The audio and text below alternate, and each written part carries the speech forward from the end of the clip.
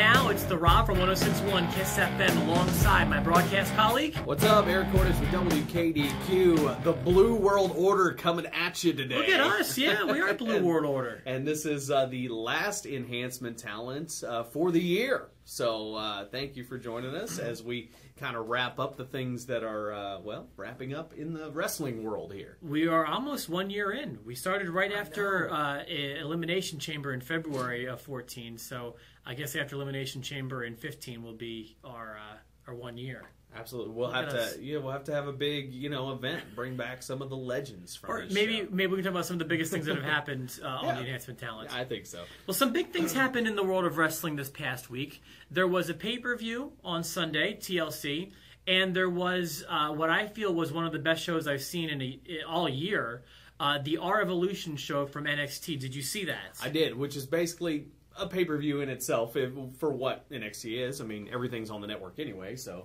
A super card. It's definitely certainly stood out. Absolutely. This is not something I would normally watch, but everybody literally was telling me, you need to see this. Yeah, and you know what? There was buzz going into it, so I actually watched it live.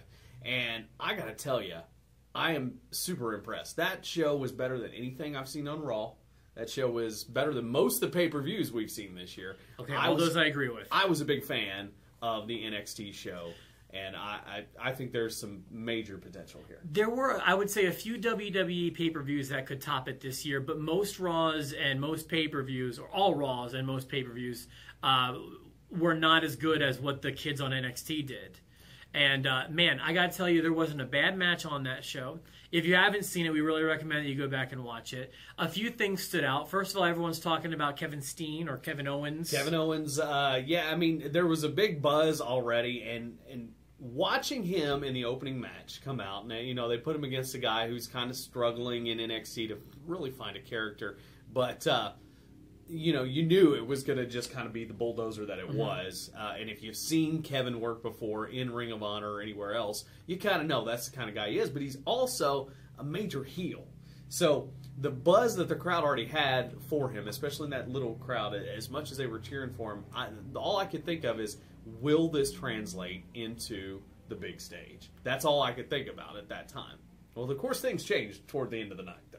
But we'll get to that. Okay. Other things that stood out to me was I finally got a chance to see the Vaudevillains. Yeah. They're gimmicky, but they're fun.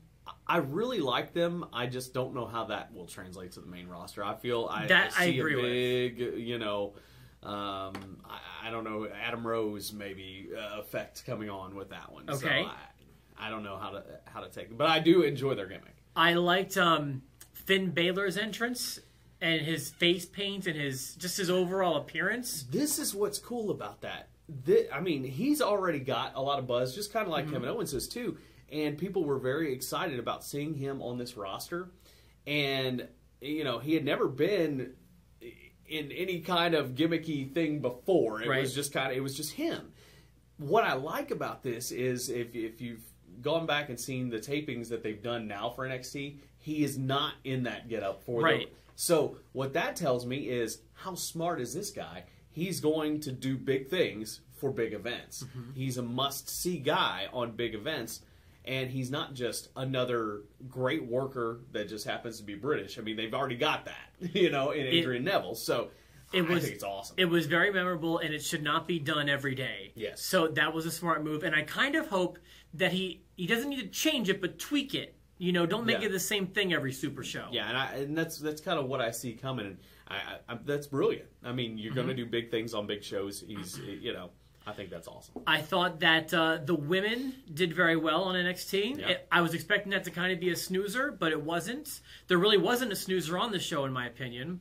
And then I want to say, everything about that main event worked for me. I don't watch NXT regularly, but they brought me right into what was going on. See, and this is what makes NXT so good on a standalone basis.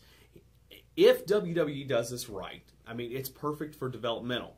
Now, if they continue to market it right and people continue to be fans of this product as an additional brand, I can see it standing alone to where guys may make enough money and have enough exposure to where they don't care if they go to the main roster. That's what I would like to see, because I don't want to see guys like Adrian Neville go to the main roster if he's not going to be used properly. That's true. And I don't see a guy like Adrian Neville being used properly on the main roster. Okay. I hope he is, but I mean, it's just everything that happened. And then, of course, you have the long celebration. It drags out, and then to see Kevin Owens turn on his best friend, Sami Zayn was just, I mean, it was perfect. It's what everybody wanted to see. They didn't want to see him shake hands, They had a great tag team run in Ring of Honor, when they were Kevin Steen and El Generico. So I think that was a perfect ending.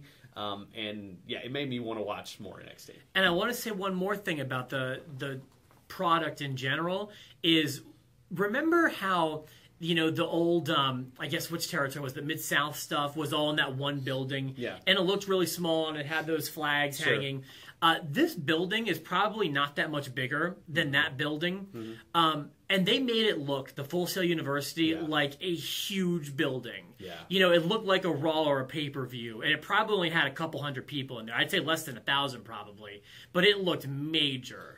And everyone cared about what was going on. Well, and you got that core group of people, and I'm sure since it's so close, you're having a lot of those people that don't get TNA anymore are probably frequenting these shows because it's in the same location.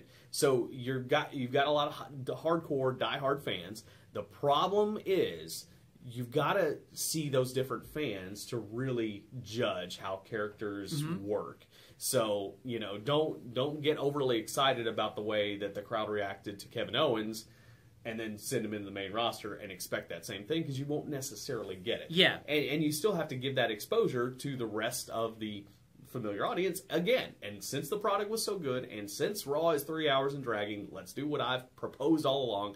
Let's put NXT in that first hour. Is it usually an hour every week? I think so, yeah. I think it's usually that's an a hour, great idea.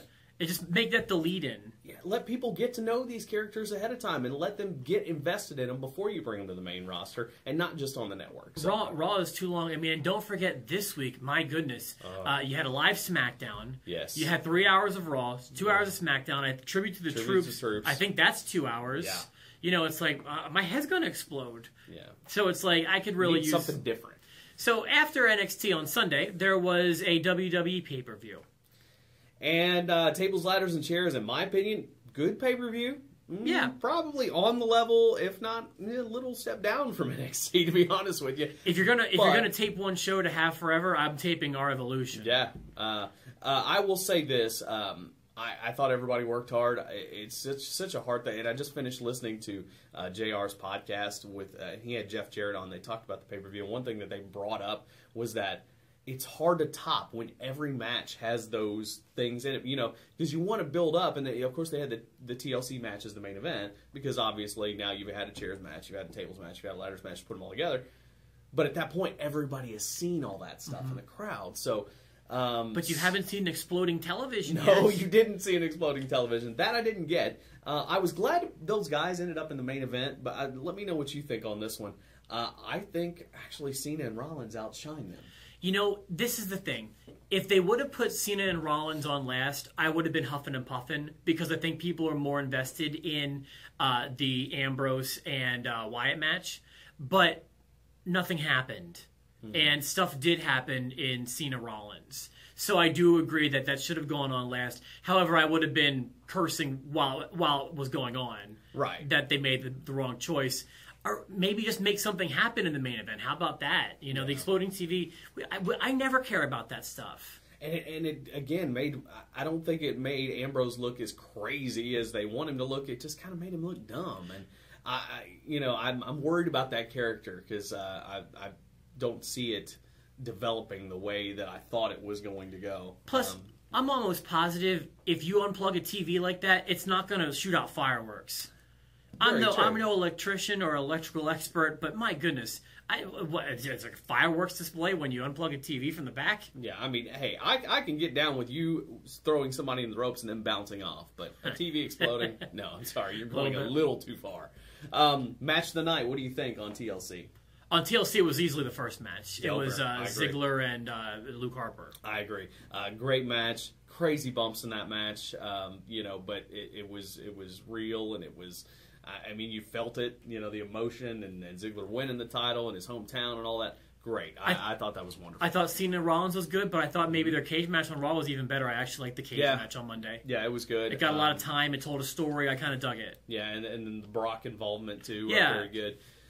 But I'm interested to see where things go here, especially after the first of the year. We can talk more about it, but this is, the road to WrestleMania is right around the corner. We can start talking again about where people are going to fit in. And I see some definite people fitting in. I see some definite people that shouldn't be left out being left out, and we can discuss that at a later time. But overall, a good week of wrestling, and a couple good big shows.